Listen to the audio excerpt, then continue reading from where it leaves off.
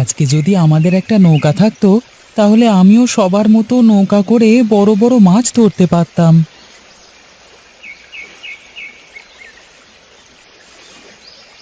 কিরে দীপু, তুই এখানে দাঁড়িয়ে কি দেখছিস? দেখো না দাদা, সবাই কেমন তাজা তাজা মাছ ধরছে নদী থেকে। ওরা তো জেলে, ওরা তো নদী থেকে মাছ ধরেই খায়। চল, বাবা ডাকছি, আমাদের নাকি আজকে মাঠে যেতে হবে। না, আমি পারবো না। তুমি যাও, গিয়ে কাজ করো গে। আমি এখন মাছ ধরা দেখব। ভালো হবে না কিন্তু দীপু, বলে দিলাম। চল বলছি আমার সাথে।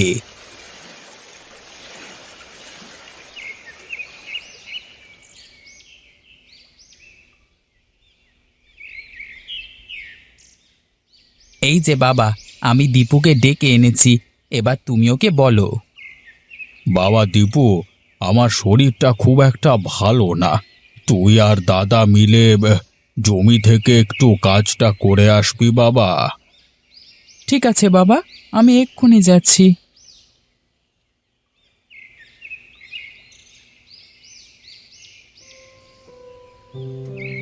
কিরে, আমার সামনে তো খুব চ্যাটাং চ্যাটাং করে কথা বলছিলি, আর বাবার সামনে গিয়ে কেমন চুপসে গেলি? দাদা, তুমি তো জানো আমি বাবাকে কতটা ভালোবাসি। তোমাদের জন্য আমি সব কিছু করতে পারি। এই যা, তুই সব সময় বড় বড় কথা বলিস। আমার মাঝে মাঝে মনে হয় তুই বুঝি আমার থেকে বড়। দাদা, আমাদের একটা নৌকা থাকলে ভালো হতো না বলো? আচ্ছা, তোর মাথায় হঠাৎ এই নৌকা কেন আসলো বলতো একটু আমাকে। সে তোমাকে সব বলবো, কিন্তু তুমি আগে বলো, একটা নৌকা থাকলে আমাদের লাভ হতো কি না? তা তো হতোই। এই যে যখন পানি বাড়ে, তখন তো গঞ্জে যাওয়ার জন্য অন্যের নৌকায় যেতে হয়।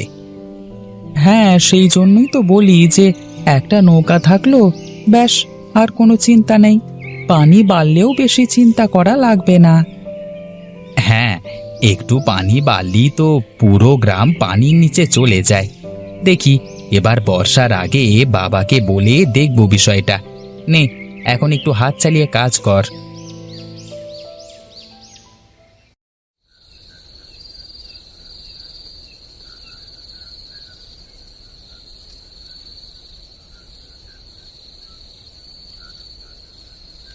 শোনো বাবা সকল, আমি তোমাদের একটা কথা বলতে চাই। বলো বাবা, কি বলবে শুনি। বাবারা, আমার তো বয়স হয়েছে, আর কদিনই বা বাঁচবো। তাই আমি মরবার আগে তোদের দুই ভাইকে যে কোনো কাজে দিয়ে যেতে চাই। একদম ঠিক কথা বলেছ বাবা। তাহলে বলো, এখন আমরা কি করতে পারি? বাবা, আমাদের তো চাষের জমি আছে, তাহলে আমাদের চাষ করাই ভালো হবে মনে হয়।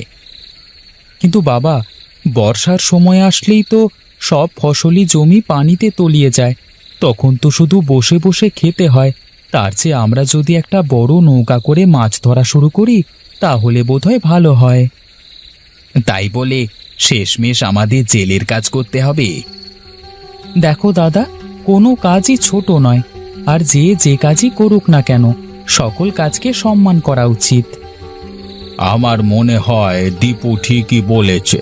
তাহলে আজ থেকে তপু ফসলি জমিতে চাষ করবে, আর দীপু একটা নৌকা কিনে নদীতে মাছ ধরতে শুরু করবে। কেমন? ঠিক আছে বাবা, তুমি যা বলবে তাই হবে।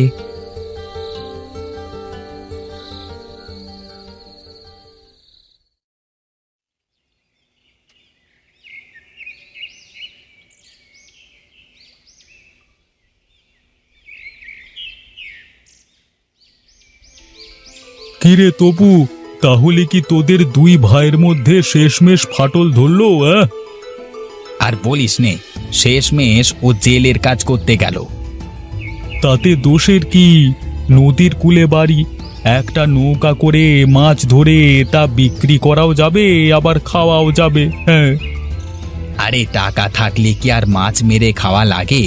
বাজার থেকে তো কিনেই খাওয়া যায়, তাই না? বর্তমানে চাষবাসের যা অবস্থা, তাতে চাষ করে বাজার থেকে বড় কিছু কিনে খাওয়ার মতো অবস্থা কই? যাই বলিস, আমার কাছে এটা ভালো কাজ না, বুঝলি? কি আর করবি, কিন্তু আমার মনে হয় দীপু ভালো সিদ্ধান্তই নিয়েছে। গ্রামে একটা জেলে থাকলে উপকারী হবে। আজ এই বেটা দীপুর জন্য মানুষের কাছে হাসির পাত্র হতে হচ্ছে আমাকে।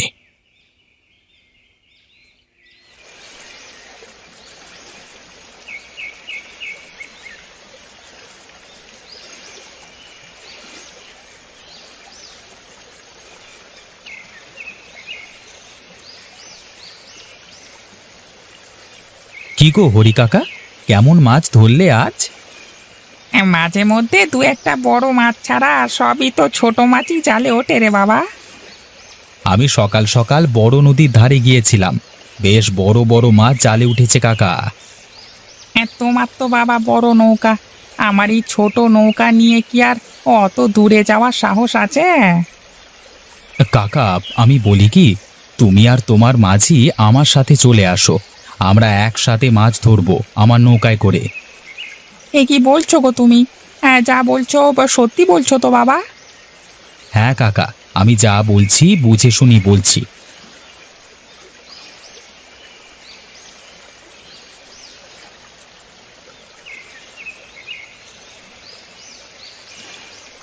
কাকা তাহলে কিন্তু কালকে সকালে আমরা একসাথে আমার নৌকায় করে মাছ ধরতে যাব, ঠিক আছে? ঠিক আছে বাবা, তুমি যা বলবে তাই হবে। টাকা পয়সা নিয়ে কোনো চিন্তা করো না কাকা, তুমি যা উপার্জন করো তার থেকে বেশি হবে, কম হবে না, বুঝলে? তাহলে আমার আর কোনো অভিযোগ নেই বাবা। এখন তাহলে চলো, মাছগুলো বাজারে বিক্রি তো করে আসি।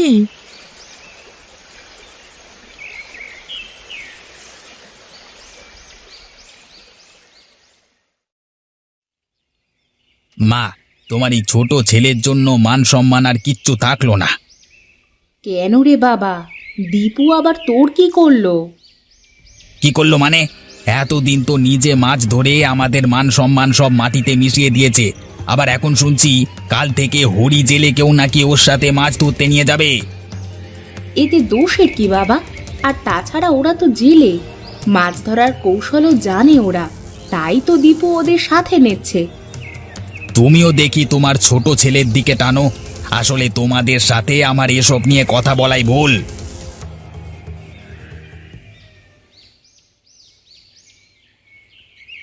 মা দেখো কত বড় মাছ এনেছি, আজকের পাওয়া সব থেকে বড় মাছ এটা, বড় নদীর পানির মাছ, বেশ স্বাদ হবে কিন্তু। এই নাও, তোমার জেলে ছেলে মাছ ধরে এনেছে, শান্তি করে খাও। তুমি মনে হচ্ছে মাছ খাও না কখনো? সেগুলো কি জেলেরাই ধরে নাকি অন্য কেউ ধরে শুনি? তোমার যদি এতই লজ্জা করে তাহলে আজ থেকে মাছ খাওয়া বন্ধ করে দাও। হ্যাঁ হ্যাঁ, দরকার হলে তাই করব। আজ থেকে আমার সব মাছ খাওয়া বন্ধ।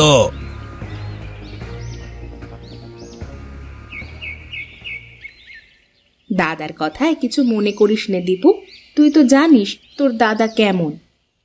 আমি জানি মা, সেই জন্যই তো কিছু বলি না, আর আমি কখনো এমন কিছু করব না। অনেক কপাল করে তোর মতো একটা ছেলে পেয়েছি বাবা। যা, হাত মুখ ধুয়ে ঘরে যা, আমি তোর খাবার দিচ্ছি। আরে আমাকে এত বেশি আদর করো না, তাহলে আবার তোমার বড় ছেলে শেষমেশ এই বাড়ি ছেড়ে চলে না যায়। আর এই মাছটা সুন্দর করে রান্না করো মা, কেমন?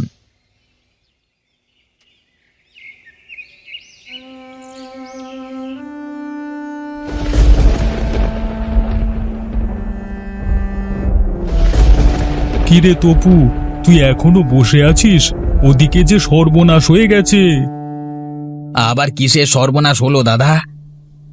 নদীর বাঁধ ভেঙে সব ফসল পানির নিচে তলিয়ে গেছে, আমার সবকিছু শেষ হয়ে গেল রে। এখনো তো তেমন বৃষ্টি হলো না, আকাশে মেঘ করেছে, এর ভেতরে কিভাবে কি হলো? জানি না, আমি কিছুই জানি না, আমার সবকিছু শেষ, এবার না খেয়ে মরতে হবে।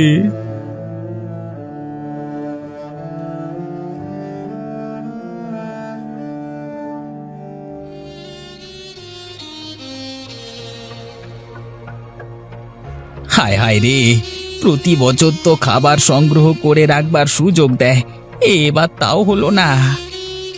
চল চল গিয়ে দেখি যদি কোনো ব্যবস্থা করা যায়, চল।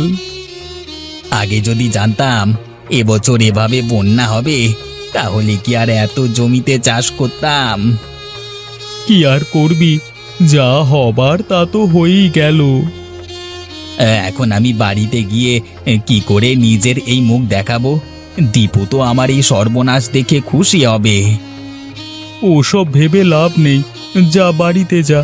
বাইরে থাকলে চিন্তা ভাবনা করবি, তার চেয়ে ভালো বাড়িতে চলে যা।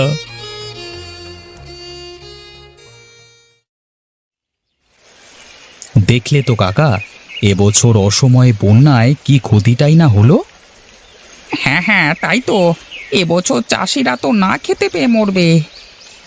সেটাই তো কথা কাকা, চাষির পকেটে টাকা না থাকলে কে আমাদের এই বড় বড় মাছ টাকা দিয়ে কিনে খাবে বলো তো দেখি।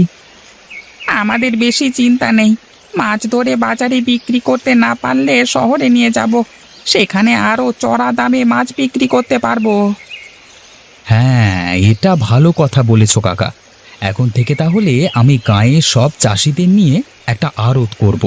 যারা মাছ ধরবে সবাই আমার আড়তে এসে মাছ বিক্রি করবে, আর আমরা সেগুলো শহরে নিয়ে গিয়ে বড় বড় বাজারে বিক্রি করব, কেমন?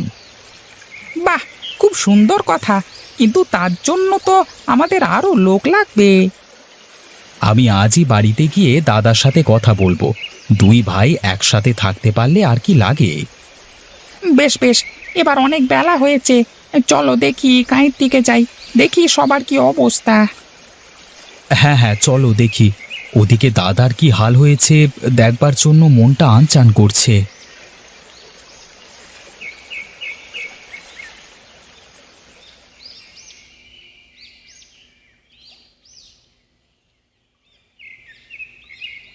দাদা, মন খারাপ করো না, আমি তোমাকে একটা কথা বলতে চাই। তুই এখন আমার কাটা ঘায়ে নুনের ছিটে দিতে চাস? না না দাদা, আমি মোটেও এমন কিছু ভাবিনি। আমি তো বরং তোমাকে বলতে এসেছি যে চলো আমরা দুই ভাই একসাথে এক নৌকা করে মাছ ধরা শুরু করি। আমার মনে হয় দীপু ঠিকই বলেছে রে তপু। তাই বলে আমি নদীতে মাছ ধরবো? শোনো দাদা, তোমাকে মাছ ধরতে হবে না। তুমি শুধু আমার নৌকায় বসে মাছের হিসেব রাখবে। আমরা গ্রাম থেকে সব জেলেদের থেকে মাছ কিনে আর আমরা যা ধরবো সব বড় শহরের বড় বড় বাজারে নিয়ে গিয়ে বিক্রি করব, কেমন? না না, তাহলে ঠিক আছে, এটা তো একটা ব্যবসা। কিন্তু আমি আগেই বলে দিচ্ছি, আমি কিন্তু ওই জেলের কাজ করতে পারবো না। দেখেছিস তো বাবা, জীবনে কোনো কর্মকেই ছোট মনে করতে নেই। আজকে জেলের কাজ করেই কিন্তু দীপু তোকে বড় ব্যবসার লাইন দেখালো। তার মানে বাবা? তার মানে হলো এই যে তুমি যা করতে পারো তুমি তাই করবে, আর কাজকে সব সময় বড় মনে করবে।